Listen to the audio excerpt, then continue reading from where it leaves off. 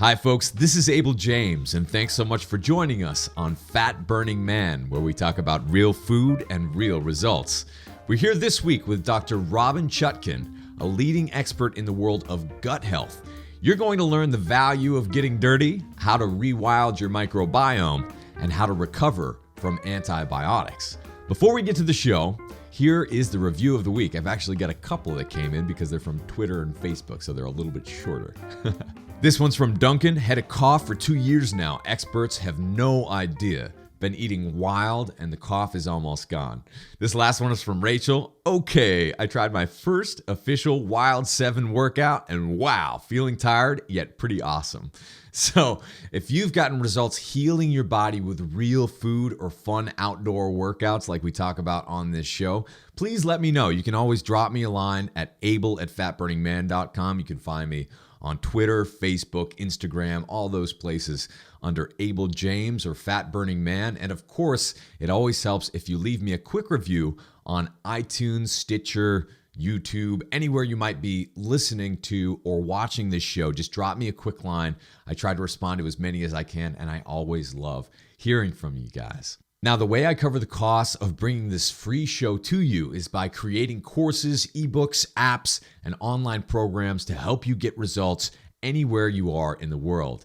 So this week, I hope you'll consider checking out our new and improved Wild Diet 30-Day Fat Loss System.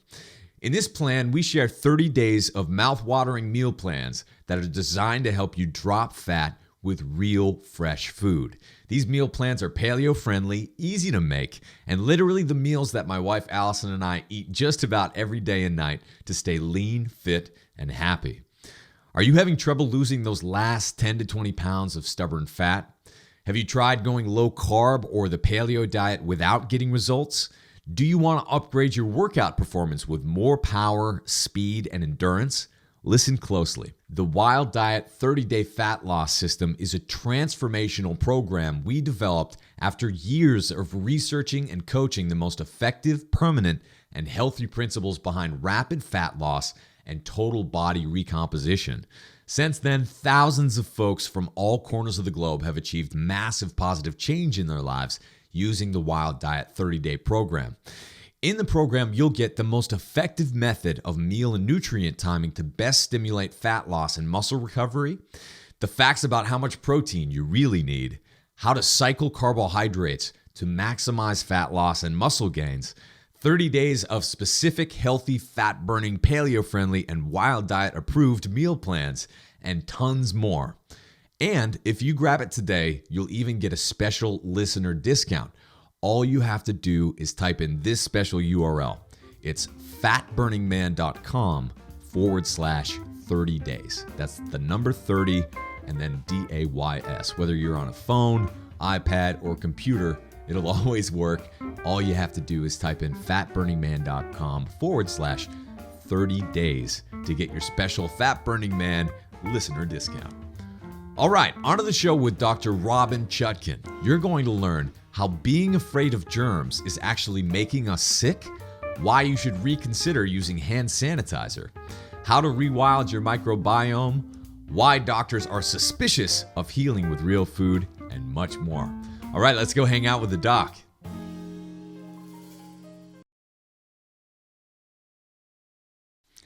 All right, folks, today we're here with Dr. Robynne Chutkan, who's one of the most recognizable gastroenterologists working in America today. Dr. Chutkan has a BS from Yale and an MD from Columbia, a smarty pants, and teaches in the gastroenterology department at Georgetown University Hospital. An avid snowboarder, marathon runner, and vinyasa yoga practitioner, she is dedicated to helping her patients live not just longer, but better lives by rewilding the microbiome. How's it going, Doc?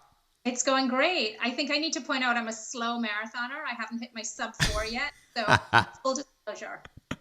Well, I don't think anyone who runs marathons is a slouch, having run a few myself. So obviously, you're one of those crazy type A personalities who goes on a lot of adventures over the course of your life. And I really loved your book because you're so open about not only the things that you've discovered that you think can help people, but the things that you've done wrong along the way. So why don't we start with one of the biggest mistakes that people make today, which is being germaphobes, right? And kind of buying into this we're separate from nature concept. Give us just a general overview of what you do as it relates to rewilding.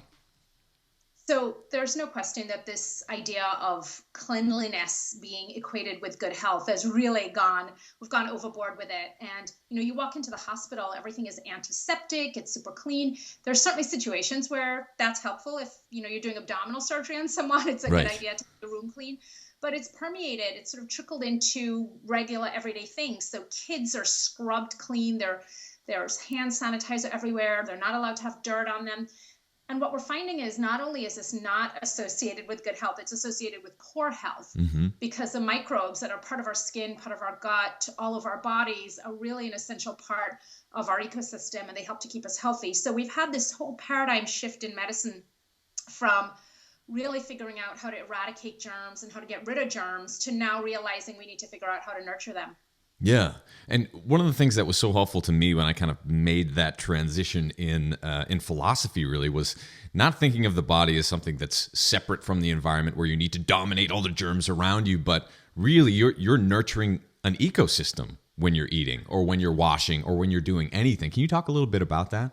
So we're host to this incredible population of about 100 trillion microbes. And while we think of those as mostly bacteria, there are also viruses and fungi and protozoa, little one-celled organisms that are also super important. And so again, I think it's helpful to think of ourselves as a host, the way we think of the Earth as a planet and we're host to all the animals. Well, we're a smaller host to all these microbes. And, if we're good to them, they'll be good to us ultimately. Yeah.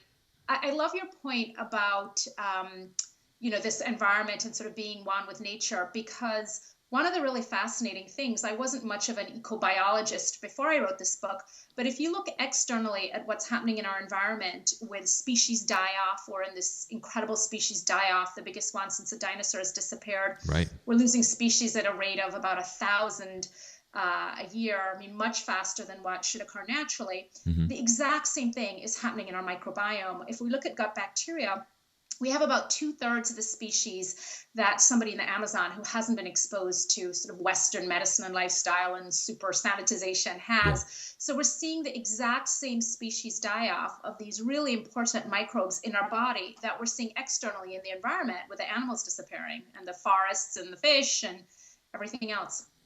But I thought all these creepy crawlies and parasites and things like that were bad for us. They sucked our life force. I did too. I did too. The Center for Disease Control gives a number of about 1/3 of Americans have been exposed to or actually have a parasite. And our immediate reaction is sort of, get me some anti-parasitic drugs to get rid of them. So we're only now beginning to realize that there is this incredible symbiosis between some of these organisms, including some kinds of parasites. And, not most of them are still sort of pesky, but we certainly evolved with them. So there are really sort of two elements to this. The first is the current role of protozoa, bacteria, parasites, viruses, fungi, all of these things in our health. And the second is the development, the training of our immune system. So it's vitally important that we're exposed to some of these organisms, the good, the bad, and the ugly, so that our immune system learns how to distinguish between friend and foe, learns to say, okay, this is just a sort of common cold virus, no big deal. Whoa, here comes polio. This is a really big deal. Need to make lots of antibodies. And this distinction between friend and foe, this training, happens really early on. It happens shortly after birth. And what we're finding is that those of us who live in this super sanitized Western environment, we miss out on that. And so our immune systems get confused. And ultimately, our immune system creates a situation where the body starts to react to itself. And that's basically autoimmune disease. So whether it's a joints reacting, a joint destruction, and arthritis, it's the skin, things like psoriasis, it's the gut, Crohn's. So again, they're germs that we need now because they're part of the ecosystem and they keep things balanced. And so, for example, the balance between staph and Propionibacterium acnes on the skin. And if that balance is disrupted, you can get acne, you can get eczema, but also the training of the immune system throughout our life, really starting right after birth.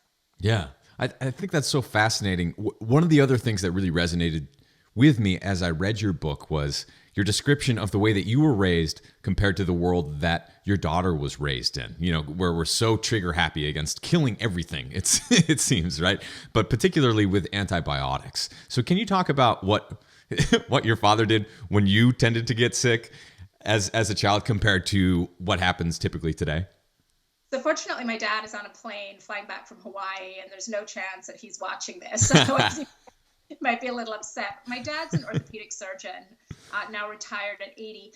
And I think there's sort of two kinds of doctors: the kind who really believe and have drunk the Kool-Aid and sort of, better living through chemicals and prescriptions. Mm-hmm. And the kind like my dad who sort of have one eyebrow raised and are like, judicious use of this stuff.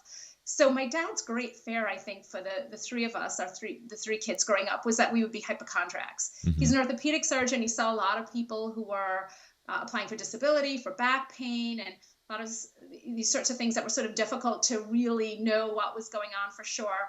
So his standard answer, if you weren't feeling well, was go and lie down and you'll feel better in the morning. And by the way, nobody really wants to hear about it. And I remember we were living in the Bahamas at the time. I remember I was running on the dock, a floating dock, and a nail, barefoot, of course, mm-hmm. a nail went up into my foot, and I sort of went into my parents' room, and I had this bloody foot, and he was like, yeah, just go lie down. You'll feel better. So, and that's pretty much what happened. Fortunately, I was up to date with tetanus, and I still have the foot. But in all seriousness, it was a fairly sort of hands-off approach. Mm-hmm. I think we were not over-medicalized. We were appropriately medicalized. We had the appropriate shots. Of course, back then, kids got measles and chickenpox and various things that they don't get now. And that's a whole separate conversation. Sure. But there wasn't this sort of running to the doctor every time we had a cough or a cold. And, there wasn't this sort of check to make sure we were pristinely clean. Quite the opposite. And I do feel like some of my relatively good health is a result of the fact that we were left to sort of run around and get dirty. We spent a lot of time at my grandfather's farm, which was a sugarcane farm with lots of goats and cows. And I recall vividly having pinworm from running in the sugarcane fields barefoot. Mm-hmm. And there are lots of animals around. I'm not advocating pinworm as a way to get healthy, but it's interesting that worm therapy, Hellman therapy, primarily hookworm, is something that has been found to have real promise for some autoimmune conditions, Crohn's disease in particular. And there's a feeling that dampening down the immune system, which is what happens when your body has a chronic infestation, not a sort of life-threatening infestation, mm-hmm. but it dampens down the immune system. Sort of like how pregnancy dampens down the immune system so that your body doesn't reject the growing fetus, mm-hmm. that's helpful for autoimmune diseases. So it's really fascinating that something like pinworm and things like hookworm that we thought of as these terrible things are now reemerging as potential therapies for autoimmune diseases. Right, because when you look around, anyone who's gone to visit a foreign country, generally outside of the West or an indigenous culture, you look around at some of these people, they're living very long, very happy lives. They're exposed to all sorts of crazy stuff, but you bring in, a random white dude like me and we immediately get sick and we're so weak. And it's just a startling difference between the worlds that we really come from and what we're exposed to. So how can we get a little bit closer to having that effect of being, there's a concept called anti-fragile. That's the title of a book as well, where basically when you expose yourself to some amount of stress or sickness or something like that, there's a threshold basically that allows you to get stronger and adapt. So how can we get closer to where humans originally came from? Yeah, it's a whole sort of taking the cold shower in the morning, right? Right, exactly. Yeah, absolutely. Shocking yourself a little bit. So I think it's super, super simple is, and having a dog, which we'll get to, our new Hugo the dog, our new addition to our family. Yeah. It's really interesting observing how they do things. And I'm not proud to admit that when this dog was coming, this dog was a long time in coming because I kept promising my daughter, I promised her when she was 4, when you're 8, we'll get a dog, somehow thinking, oh, she's never going to turn 8. Yeah. That's a million years away. She turned 8 and I said, well, when you're 10. So 10 came around and we had to do it. But it's been fascinating. It's not just been joyful, but really fascinating watching Hugo. Hugo does not wipe his feet on the front mat when left to his own devices. He there's a wipes it little on the bit of couch, program. probably, right? He wipes on the couch or, on my white dress or something. Yeah. But there's not this obsession on his part or on my part anymore, happily, for him to be clean all the time. Mm-hmm. And in fact, a lot of what he's doing when he's sniffing around other dogs and he's sniffing around their poo and he's rummaging around is really important for his immune system. Mm-hmm. It's important for him to get a little bit dirty too. So if we look at how kids play, left to their own devices, they get sweaty and dirty, and they'll even eat some of the dirt, quite frankly, Mm-hmm. in a sandbox, really small kids. And we really sort of reel against that, and we whip out our hand sanitizer and we wipe them down. And their natural instinct to play, to be on the ground, to be on their hands and knees, to maybe, stick a finger in another kid's mouth or lick another kid, or in the case of my daughter when she was little, bite a friend. That is, you see how close that is really to the animal kingdom. And at the end of the day, we're animals. Mm-hmm. I'm not advocating that we get back to the cave and we get on all fours, but we have come so far. We have traveled really way too far from our roots. And some of these behaviors, these sort of scrubbing everything away, aren't just sort of net neutral. They're downright harmful. So I think really you all you have to do is sort of go outside, look at toddlers playing, look at some dogs running around to sort of start to get a sense of ideally how we can start to rewild ourselves. What about hand sanitizer? That's something that some people just absolutely swear by. I've never really liked it. It felt strange to me, but can you explain? I love how you just rip on it in your book. Can you talk about that a little? Oh, absolutely. So, the problem with hand sanitizer is if you are a user of hand sanitizer, you have believed the false assumption that most diseases are caused by basic germs that you come into contact with in the environment. And that's just false. Mm-hmm. So that, if you believe that, then you believe that eradicating all these germs is good. And really, one of the really important things is that if you, for example, know somebody who never gets sick or somebody who always gets sick, there's really not a big difference typically between the germs that they're exposed to. There's a big difference with their immune system. Mm-hmm. And so the idea is not to eradicate all these germs and to hide from the germs and to scrub them away. The idea is to have a healthy immune system so that when your body encounters these germs, it's able to fight them. And again, most of the germs, if you will, that a kid is encountering at recess on the playground, there's not Ebola on the playground. Right. There's not life-threatening stuff. So the problem with the hand sanitizer is that a lot of them contain an ingredient called triclosan. Mm-hmm. They contain lots of objectionable ingredients, but triclosan is particularly problematic. It's what's called an endocrine disruptor, so it can cause thyroid problems, other problems, but it's also really toxic to microbes. And testing has found that the vast majority of Americans, because it's in household cleaning products, sanitizer, it's in building materials, because the vast majority of Americans have detectable levels of triclosan in their bloodstream. Right. It is, when we look at the microbiome and the threats to the microbiome, it's definitely one of the big ones. And when you just sort of do the cost benefit analysis of your child eating a snack with some dirt on their fingers and a little bit of dirt getting into their mouth versus triclosan getting into their mouth, which is what's happening over and over and over again, it's a very, very clear pathway to sort of get rid of the hand sanitizer. Yeah. Now, that doesn't mean, if you're visiting with somebody sick or it's flu season, you're around a lot of sick folks, it's absolutely a great idea to wash your hands with some soap and water, warm water, regular soap, regular warm water. But this idea of, ingesting all these chemicals, really bad idea.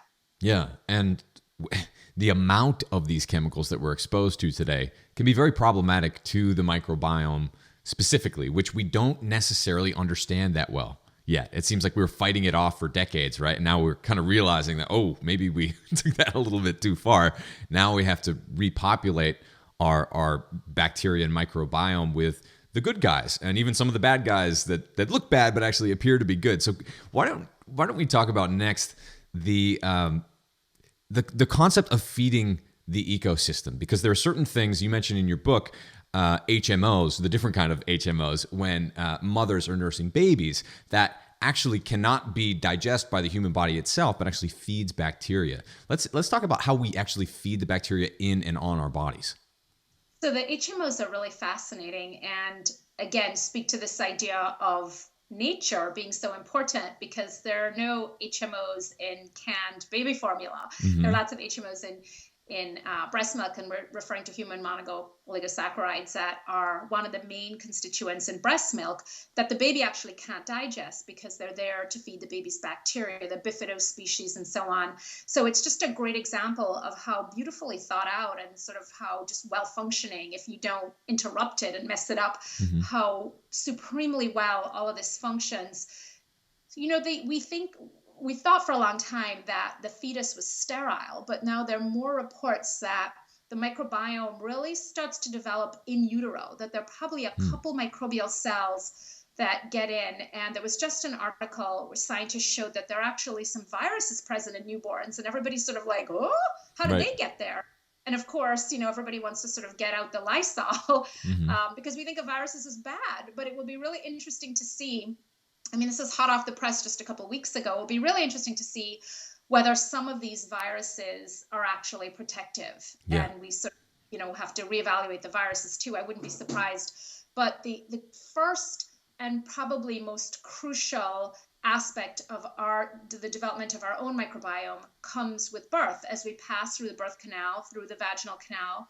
And that's when we swallow a mouthful of microbes and our microbiome begins. And it's no accident that the baby kind of turns posteriorly to face the mother's rectum, typically as a baby comes out through the birth canal, because, the rectum is where there are a lot of microbes available for swallowing. Sure. So that simple act, and, I went to a really great medical school, received excellent training. I never heard this before until maybe about a decade ago. And I was fascinated. I was like, what? Passing through the vagina is like this super crucial thing. Yeah. And when you think about it, that's sort of why we don't have a zipper across our abdomen. I mean, there's a reason that there is a vaginal canal and an exit out into the world. So yeah, this one simple thing of the vaginal birth. Now, Marty Blaser, who wrote a terrific book called Missing Microbes, which you should read after my book, The Microbiome Solution. But Marty Blaser is a very eminent physician. He is head of infectious diseases at NYU. And his wife, Dr. Domingo Belez, has done some amazing research. One particular study, I think this is primarily in South and Central America, is looking at the rising rates of C-sections there, which seems to be as much a problem there as it is here. And of course, it's a huge problem for the microbiome because when you are born via C-section, you don't get the benefit of those important vaginal microbes. So she recommends taking just a simple gauze pad, swabbing it in the vaginal juices, and then wiping the baby down with it as a way to sort of, populate the baby's microbiome. Sure. The thing I love about it is it's so simple. You could even take the baby and put the baby between the mother's legs, sort of, right there at the entrance to the vagina. But swabbing the baby down is such a great idea. And instead, what do? We sanitize the baby. Right. If you go to most hospitals, they whip the baby out after a C-section and they immediately start wiping the baby down and wiping off what little microbes might be there. So again, it's this confusion. I think it really is confusion about what's healthy and what are the, what modern medicine can provide, and really losing touch with nature and why we've evolved for things to happen that way. When women tell me they're having a scheduled C-section for some convenient reason, and a lot of the patients I see have autoimmune diseases, and I tell them that this is a really big mistake, and I tell them the statistics of the significant increased risks for obesity and autoimmune disease, asthma, allergies. People look at me death like I'm even, right? Yeah, they can't believe it. They're like, what? Because we think of a C-section as a sort of modern medical thing, and we have this very positive association with it. And certainly in some cases it can be life-saving for the baby or the mother. But the fact that 1 in 3, 1 in 4, somewhere around there, births are now done via C-section in the US, the vast majority of those are certainly not necessary because of medical reasons. Right. And pumped full of drugs. When you describe having your daughter, kind of getting the other end of the medical system that we live in today. Can you just talk about that emotionally, kind of what you went through? Well, I had my daughter 10 years ago, and as I like to say, I hadn't had my awakening. So I still sort of thought like, oh, this is great. I've got all these monitors. If something goes wrong, they'll definitely catch it. Yeah. But I have to say there was a moment where I had the intrauterine monitor threaded up, goes up through the vagina to the uterus. I had the external monitor. I had at least one IV going. I had a catheter in my spine for the epidural. I was sort of obviously on my back, fairly immobilized. And I thought, I'm healthy. I mean, I don't really have any medical problems at this point. This seems like a lot. It did seem like a lot. And, I think when you're part of the medical community, we're sort of biased to think that everything we do is helpful, right? Where it's all done for a good reason. It's all well thought out. There's a lot of evidence-based medicine behind it. So it is really sort of a loss of faith to find out that might not be the case. So a lot of what's being done is being done for convenience. It's being done for commerce. That's a big one. Sure. On the part of the hospital, the pharmaceutical company, the individual physician. And it may actually really not be in the best interest of the patient. And it really took me a long time. I mean, I was lucky to be trained by people who are amazing mentors who I really think had the patient's best interest at heart. So I wholly believe that was just sort of the case with everything we did. And it's been a very slow but steady progression and evolution to really evaluate. And it's a thing I ask my patients to do. So, I can't tell you what's the right thing for you to do. I can't tell you whether you should take an antibiotic for the sinus infection, but I want to arm you with the information, and I want to tell you what your doctor who's prescribed this antibiotic has probably not told you, which is that after 5 days, about a third of your bacteria, your gut bacteria, are going to be gone, and they may not all come back. Yeah. It may take years for them to come back. And so that's what you need to know. So we have this sort of one-sided medical education, and it's all about how great the technology and the procedures are and the medication. And I think there's really, the downside of things is really not given its full due. Yeah. And that's the amazing thing about people like you and this whole sort of do-it-yourself movement in health is that we're arming people with really important information. And we're not saying, antibiotics are bad or never have a C-section. But we're saying, here's what you need to know about the C-section and the drugs you might be getting. And here are the short-term, the medium-term, and quite frankly, the long-term effects on your health and your baby's health that probably have never been brought to your attention before. So it's really an honor for me to be able to do that for people. Yeah, and I love it. And I kind of liken it to if you come in without information to the hospital, for example, or when something goes wrong, it's like you're going to the mechanic knowing nothing about your car except you're the car, right? So it goes downhill fast. But why do some people, we talked before the interview about how some people kind of like shuffle their feet and slog along toward the more natural side of things. Why is there this resistance in coming over to the dark side, as it were? Well, I think that there is this great divide, and I, again, was trained at very conventional places. I was at Columbia for medical school and residency. I was at Mount Sinai for my GI fellowship. I've been on the faculty at Georgetown since 1997. These are all terrific institutions, and I continue to hold them in high regard. But part of the problem is when you say to a doctor, the antibiotics that you've been prescribing are not just for the most part unnecessary, but they're creating real disease. You're swapping the common cold, which isn't cured by an antibiotic anyway, and you're creating Crohn's and eczema and psoriasis and MS. You feel like the villain as a physician. A big part of our Hippocratic oath is primum non nocere, above all, do no harm. Right. So now we're being sort of presented with evidence from people who are saying that we're villains and, what we're doing is bad and it's evil. And so it's very difficult for physicians to acknowledge that what they're doing, the very foundation of their medical education could be wrong, or it could be a little shaky in places. It's much easier for the average member of the public, the average lay person, to say, that makes sense. If what you're telling me is that all these microbes, most of them play a really important role, and so if we remove them, now things are out of balance, I can see how that could be a problem, because they don't really have a horse in the race. They weren't sort of raised with this indoctrination that these drugs are great and they're life-saving. So they can accept it.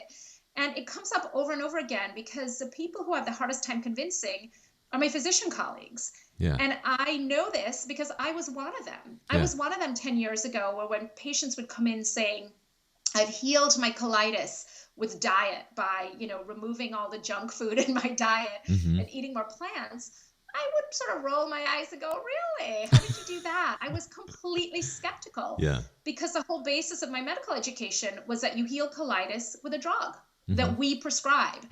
And so, it took lots of these patients to really open my eyes, and I'm so grateful to all of them. And to see that there's a huge role for dietary and lifestyle therapy. Now, there's also a role for the prescription therapy, because not everybody responds. Most people do, but some people don't. And part of the problem too is that we're in this either or situation, and I choose both. Yeah. I choose both. Well, like your dad with the raised eyebrow, right? Exactly. So it's not that prescription medications and procedures are bad. It's that they're overused and they need to be applied more judiciously, I think is a basic problem. Yeah. And I've become fiercely protective of my gut bacteria in the sense that I haven't taken antibiotics in years at this point. And it's really interesting when you look at some of the studies. If people, if people haven't bought into the importance of the microbiome, check out some of these studies in mice where you can transplant microbes from one mouse to another and actually induce obesity or start to lose fat. Other things like that have a direct effect over the way that your body actually works. Can you talk a little bit about that? Absolutely. The mouse studies are really key. So as you said, we're able to create obesity in lean, germ-free mice by transplanting microbes from obese mice, and the mice gain weight without any change in the diet. We're able to predict obesity with about 97% accuracy just from looking at the microbiome. Wow. We are able to induce anxious behavior in normal mice by transplanting microbes from anxious mouse into normal mice. It's really fascinating, these mouse studies. And of course, there may be more factors involved. In humans, there's often a genetic predisposition for disease. But what we're finding is that the microbes are one of the important environmental triggers. So identical twin studies give us really helpful information too. We see identical twins with the exact same genetic material. One twin might develop Crohn's, the other one doesn't. Invariably, there are really big differences in the microbes. So what we're finding is that our microbiome really modifies our genes and is a big part of what determines whether we actually develop disease or not, including things like obesity and anxiety and depression, as well as diseases that we think of as more strictly genetic, like some forms of heart disease and autoimmune diseases. So it's really fascinating, this interplay. And I can tell you, we have a large international population in Washington, D.C., and I see a lot of people from all over the country at Georgetown. And typically, I might be doing a screening colonoscopy in somebody who's 60, for example. And if they're born in the U.S., usually the list of medication is startling. They're on an antidepressant, plus an anti-anxiety medication, plus they're taking aspirin prophylactically, plus they're taking something for sleep, blood pressure, cholesterol, restless leg. I mean, typically people are on 10 or 12 drugs. And I look at their medical problem list, and I see mostly lifestyle issues. I see you have high cholesterol, we can fix that. Your blood pressure's a little high, we can fix that. I see all these things, mood disorders that can really be fixed quite simply most of the time through some lifestyle changes. And they're on these pharmaceuticals. And then I see people coming from Southeast Asia or parts of Eastern Europe. I see 80-year-olds, they're on no drugs, and they look amazing. And I think the sort of common denominator is always that the people from these other countries that often we think of as sort of less developed and inferior have had limited access to the medical community. And I think that's really sad. And again, I don't want to confuse things. Access to the medical community is great if you're really sick. If you're sick and you have a disease and you need medical help, and we're trying to increase access, but it has to be the right access. It can't just be access to more pharmaceuticals and more procedures. It has to, again, be this judicious access. But when we see people, some of these people from the blue zones, people from all over, and they've basically, they've done a lot of physical activity, usually not exercise or usually not at Soul Cycle necessarily, but they're walking, they're walking 4 or 5 miles each way to the market. They're gathering wood, they're fetching water, and they're eating a very basic diet, mostly plant-based, mostly stuff that's grown around them if they're not growing it themselves. And it's covered in dirt and microbes. Yeah, it's night and day in terms of health. So again, these are the things that we need to really pay close attention to. Yeah. Now, we're coming up on time, but man, we could talk all day about this stuff. Let's talk about how you can actually nurture the good guys within your gut. You talk about things like green banana flour, which I think is fascinating. You use it like mashed potatoes. What are other real world things that people can do and eat to make sure that they do have good gut health? So the food is key. And as I tell my patients, I can give you 900 billion bacteria a day, but if you're not feeding them the right stuff, they're not going to repopulate your colon. The bacteria that you take in a probiotic have a very short lifespan. Mm-hmm. They don't stick around very long. And the idea is that they'll stick around long enough to reproduce, quickly hit it and to reproduce and start to repopulate. But if you don't feed them the right stuff, that's not going to happen. So what's the right stuff? Indigestible or poorly digestible plant fiber. So things like green bananas, which are resistant starch, they're not well digested in the small intestine. So they float on down to the colon where they get fermented by bacteria and they act as food for bacteria. Foods that are high in inulin, so things like leeks and artichokes, asparagus, oats, those are all great. Fermented foods are fantastic, sauerkraut, kimchi, any kind of fermented vegetables. When you ferment a vegetable, when you take cabbage and you chop it up and you rub a little salt in it and put some water in it, cover it in a mason jar, what happens is that bacteria start to grow on it, lactobacillus. And so when you eat that cabbage later, not only are you getting the fiber from the cabbage that is going to feed your good bacteria, but you're actually getting all this extra lactobacillus bacteria that have grown in the fermentation process. So that's sort of the ultimate twofer for feeding your microbes. Yeah. And then there's the more, the hottest trend these days, the stool transplant. Can you talk about that a little bit? Yeah. So FMT is the official name, fecal microbiota transplant. And once you get over the yuck factor, it makes perfect sense. If you think of stool as a super probiotic, so stool is somewhere around 70 to 80% bacteria, a lot of them dead. But that's where the majority of the bugs are. The majority of bugs are in our gut and they come out in stool. So we still don't know everything that's in stool. So when we create a probiotic, we can sort of look at the stool and say, well, there's lactobacillus and that's helpful for this. And there's bifidobacteria and that's helpful for that. And there's streptococcus and that's good. And so we can take those strains and sort of amplify them and grow them and put them in a probiotic. But there's a whole bunch of other stuff in stool that is as yet unidentified and we don't know that we think is beneficial. So when we transplant the stool, we're transplanting the whole kit and caboodle. We're transplanting all the potentially beneficial microbes. The problem is we're also potentially transplanting some harmful microbes and viruses. So the testing, there are a couple things about stool transplant. Number one, this isn't the sort of thing to do because you think that you have an obese microbiome and you want to lose some weight or you're a little bloated. You really need to be doing this because you have a serious, probably autoimmune illness, and there's enough data out there, there are enough studies showing that this has been beneficial. And because again, the risk of transplanting something that you don't want to have is real. Yeah. And the other thing is your transplant is only as good as a donor it's coming from.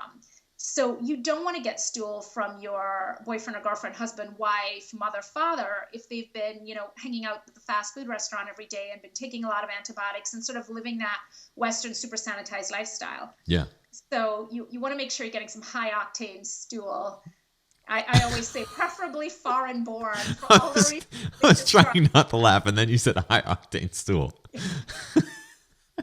No, it really is because it's all dependent on the quality of the stool. Right. And the other important thing, there's been a lot of press about C. diff, Clostridium difficile, which is a bacteria that can proliferate in our guts after we've been on antibiotics and lead to a really serious infection in the colon and even death. And it's really, it's an epidemic of C. diff in the US these days because of all the overuse of antibiotics. So FMT, a stool transplant, works great for C. diff, which is sort of a one-time acute infection, and you give all these really healthy microbes, you crowd out the C. diff, it goes away. Yeah. But for some of these diseases, for autoimmune diseases like Crohn's and colitis, we're looking at FMT for MS and some neurological things. This is an ongoing thing because your microbiome isn't just messed up that day because of C. diff. Your microbiome is, sort of a long history of being out of balance. And so what we've seen is that these patients really need to do it on a more regular basis. And that, that's a real commitment to doing it. What I'm thinking we're going to be seeing in the relatively near future is the ability to take someone's stool, take your own stool, analyze it, pull out the best microbes, and then amplify them outside of your body, and then give you back your own stool, but better. High octane stool. Yeah, it's sort of your own higher octane stool. It it makes perfect sense, because then you don't have the issue of, well, this person has some weird hepatitis virus that we can't even test for, Right. and now I have it. Yeah. Now, I did want to talk about this because my wife and I, especially over the course of the past few years, have become water snobs. And you talk about the dangers to your microbiome in consuming a lot of chlorinated water, other things in generally tap water that we find. Why is that important? And why should people reconsider the water that they're drinking? Well, again, it all boils down to our microbes. So there's no question that sort of modern sanitation and so on has done a lot for us. I mean, we don't have cholera outbreaks in major cities anymore and things like that. But not only have they removed some of the healthy microbes that we get in natural sources of water, but they've also killed a lot of the microbes. And the chlorine in the water and other chemicals continues to kill microbes when we ingest it. So it is, the water is super sanitized too. So there's a fine balance between, I live in DC. I don't want to go into Rock Creek Park and drink from the creek. That's probably not a good idea. But the tap I used to water, run there. Don't do that. I mean, maybe somewhere else, but not here. So again, we're kind of stuck between wanting to really live in a way that we feel is more in sync with nature and healthier, but a lot of our options are sort of polluted and they're not available. More and more there are options available, and one way to sort of fix the water thing is to get a chlorine filtration system for your house that removes most of the chlorine in the water. Or if you have a place where you can get good natural spring water that's not been chlorinated, that's helpful too. But again, it's something that people don't think about. And even if you have a chlorine filter for the water you're drinking, you're bathing, you're ingesting a lot of water, all that chlorine is getting into your hair. A lot of women and men have hair thinning because of all the chlorine in the water. Right. So it's getting onto our skin, it's disrupting our microbiome there. So these are all really challenging things that we have to figure out. How can we live a little closer to the ground? Right. Yeah. If it's turning your hair green, it's probably not doing very good things inside of your body either.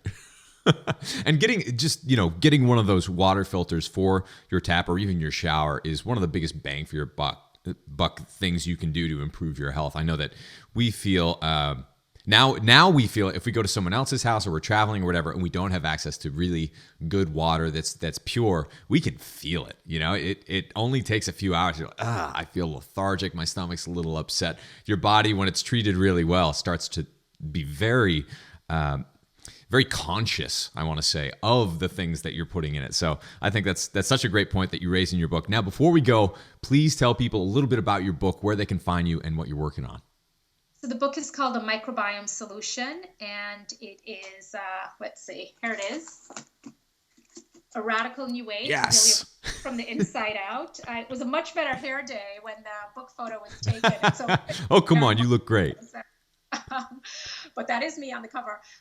And really, I wrote this book because I felt I had to write this book. I was just seeing patient after patient who've been on all these antibiotics having these problems. It's a very hands-on, practical approach. It's sort of divided into 3 sections. The first is all about the microbiome, what it is, what it does. The second is how we mess it up. And the third is how to fix it. It's called the Live Dirty, Eat Clean plan. I love that. From some very basic things like opening a window and getting a dog, hey, Hugo, to a list of, what are the 10 most important questions you need to ask your doctor if you've been prescribed an antibiotic? And what are the 10 most important things you need to do if you end up on an antibiotic anyway?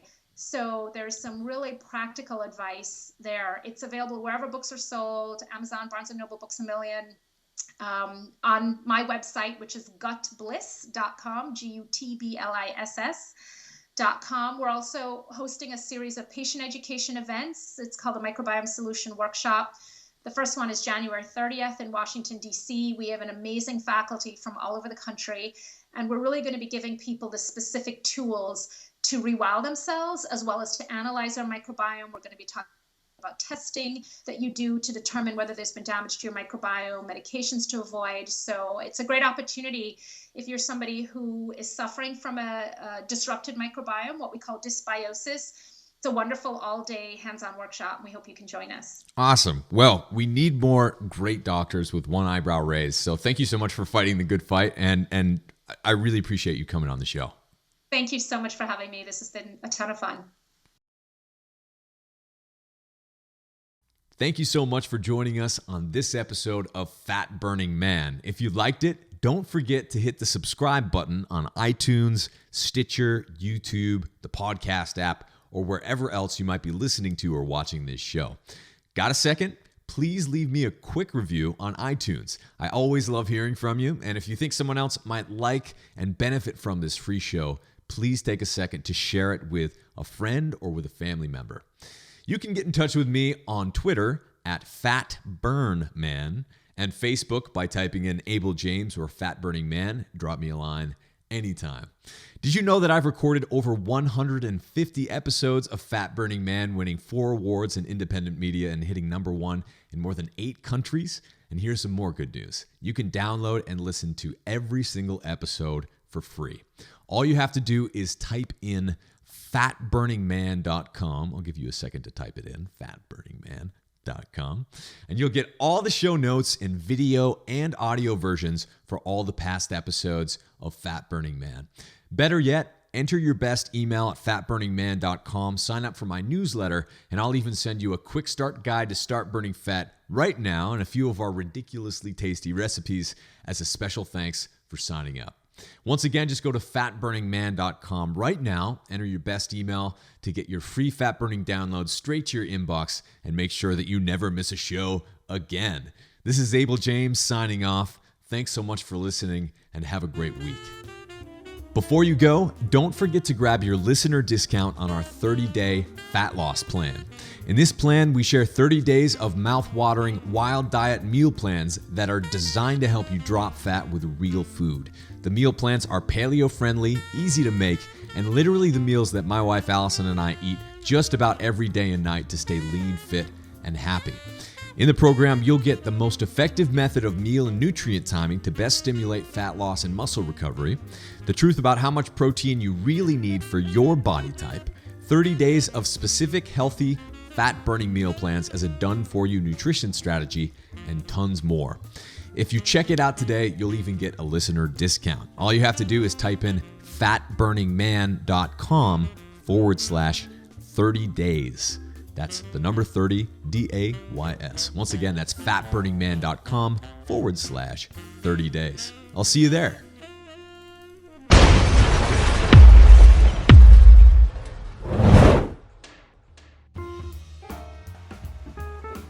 There's another problem with paleo, and this harkens back to the Atkins days and why so many of the low-carb crowd are holding on to pounds they don't want to. I felt this when I lost my first 50 pounds.